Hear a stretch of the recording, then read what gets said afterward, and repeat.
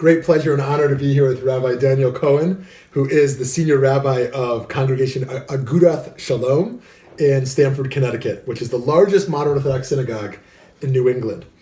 He recently wrote, actually coming out tomorrow, depending on when you watch this, what will they say about you when you're gone? Creating a Life of Legacy, forward by Senator Joseph Lieberman.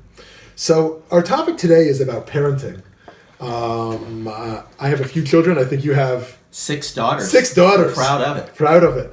Grateful. What's the single most important advice you would give to people who are raising children? I would say it's really rooted in the words of King Solomon, where he says, educate every child according to their way. Mm-hmm. Trying to tap into what are their unique God-given talents, mm-hmm. and then helping that really, I would say, emerge from within them. Sometimes parents will come and say, I want my child to be this or that, and try to look at each child in a particular mold, mm-hmm. but really finding out what makes them tick and giving them the inspiration, and I would say helping them unlock the inspiration that's inside of them to be able to realize they're the best of who they want to be. So there's a debate in business management. Yes. And to some degree it plays out in Musar, Jewish ethical spiritual development as well, as to whether to focus on strengths or weaknesses. To build up one's strengths or to really have someone kind of iron out, refine some of their weaknesses. So in this model of figure out who someone is and guide them on their unique path, is that more of a strengths or weakness approach?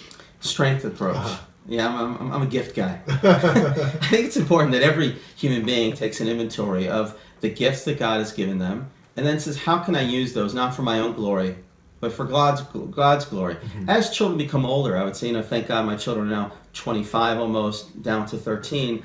There is a conversation more on the weaknesses to a degree and saying, how can you either compensate or grow from that? Mm-hmm. But at the same time, I think it's very important to give them the self-confidence to know they're here for a purpose. Don't compare themselves to somebody else and realize what is their light that they can bring to the world. Mm-hmm. And so how do you learn who a child is? You do a lot of listening. Yeah. I mean, sometimes, again, I think it's important just to be present. Yeah. Child rearing takes a lot of time. Right. My father and parents and my wife, we talk about this. Yeah. It's not only about quality time, it's about quantity time. Mm-hmm, mm-hmm. Just be present. Just spend mm-hmm. time with them so they mm-hmm. feel they trust you. They can open up to you. And I think in those conversations, you begin really to get a better sense of who they are. I find in my playtime, I sometimes find myself trying to control or influence the play experience as compared to stepping back and letting them guide and just learning and listening and watching and observing from how they engage in this stuff. So how would you describe a healthy parent-child relationship? I would say that it's really to a certain degree of balance between, as we say, the chesed, the compassion, the kindness, and the gevura, the restraint. Mm-hmm. And that hopefully creates, as we know mystically, tiferet, which is something mm-hmm. beautiful. Mm-hmm. If a parent is too loving and allowing everything without actually mm-hmm. having discipline, then the children needs to be reared. Mm-hmm. At the same time, without the unconditional love, the child really in many ways won't feel that the parent is totally invested in them. So a healthy child relationship is allowing them to be who they are, at the same time creating those boundaries to help guide them. Children are looking for guidance. Mm-hmm. Oftentimes parents want to be their friends, but we're not here to be their friends. We're here to be their parents. Yeah. And maybe later on in life you can be your child's friend, but not at 10 years old or 15 years old. Yeah.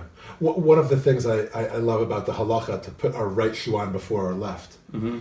Is this reminder of chesed before gevura. In fact, when I put my kids' shoes on every morning, I say chesed, and then we put on gevura, nice. And then we put them together for tiferet, this message that they should go out with their gentle side, with their loving, their chesed, their kindness, and then they should also bring their strength and their courage to balance it. And this Kabbalistic teaching about the dialectical process, that we don't hold one value, but they're in tension with each other. Mm-hmm. And what you're saying is beautiful, that as parents, we have to figure out that particular balance, perhaps the most important one.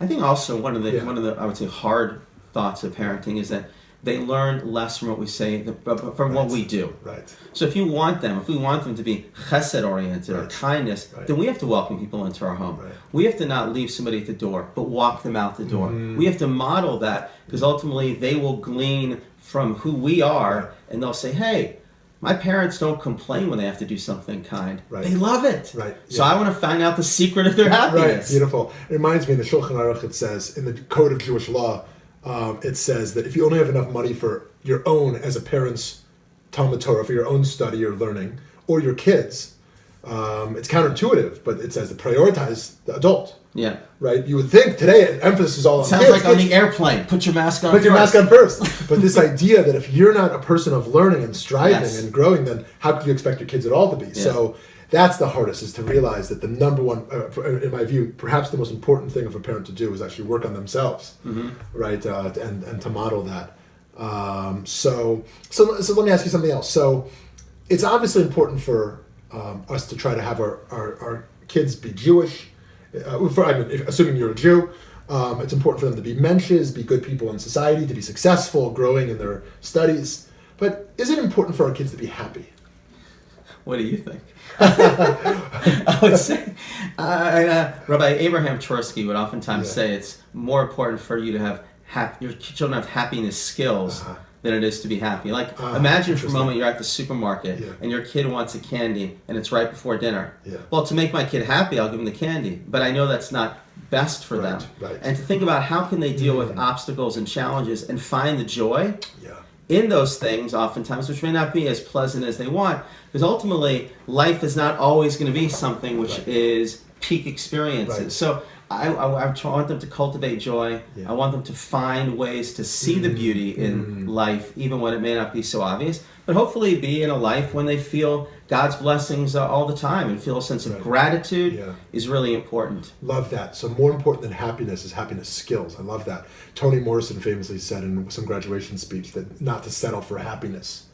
That's a pretty low bar in life to settle for. As if that's your whole goal in life, or the whole goal for your children. And I think you're right, it's a short term, it can be very short term. Yeah, and we want them, I grew up a lot with the sense that you're here for a purpose, there's something you can accomplish. And happiness is a byproduct of doing good in the world. If happiness is your goal, you're going to be miserable. Right, beautiful. So my last question for you, I think, is what will they say about you when you're gone? How might this inform some parents on how they might be great parents? Well, I would say there are a couple things in the book. One of the principles for, I would say, leading a life of legacy is being inspired and appreciating every blessing that we have. Oftentimes our children feel entitled. I'm owed this. I deserve this. They want more. So one of the models here is really to think about how do we cultivate within our children a sense of gratitude. And again, it stems from parents too. My mother, of blessed memory, whenever I asked her how she was doing, she would say, Baruch Hashem, fantastic. Thank God, I'm great. And feeling that sense of gratitude. So I think we model that. That's a great skill for parenting. Another idea in the book is the notion of reputation, of making courageous choices, leading an ethical, menschlich life. Somebody said, would you rather want your child to be happy or a mensch? I would say a mensch. Not that I don't want them to be happy, but I want them to have character. And again, that stems from our choices as well, helping our children develop what I would say the moral fortitude to make good choices. They find something in the supermarket and you're charged extra. Do you go back?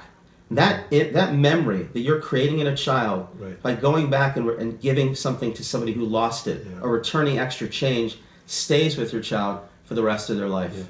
I think one of the gifts of the Torah is that we learn that doing good should make us happy.